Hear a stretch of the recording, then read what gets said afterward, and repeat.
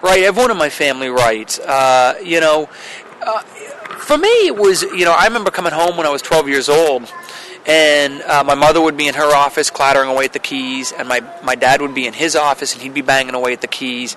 And it just seemed like the most natural thing in the world to me to, go and be by yourself for a couple hours and make things up, and sooner or later someone will want to pay you for it. So, so I started writing at a pretty early age, and so did my brother. And, it was always, I also think it's very natural when you have a loving, supportive family, and both your parents do the same thing, to be interested in what they do and to think, oh, that worked for them, maybe it'll work for me too. I remember reading The Hobbit. The Hobbit was a big favorite.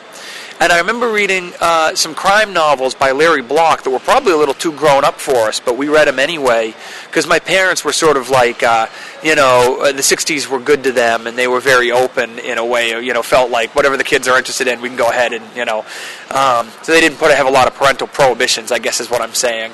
And I remember reading H.P. Lovecraft. I made a decision when I was about 18, when I was in college, I made a decision that if I was going to write for a living, I wanted to drop the last name, because I felt that if I wrote as Joseph King, there would be a danger that a publisher might decide to publish a mediocre piece of work because they saw a quick buck in the last name. And I thought there was a real danger in that, because I wanted to have a long career, and I felt like, I feel like if you have a famous last name, readers might buy your first book, but if the book's no good, they won't buy the second one.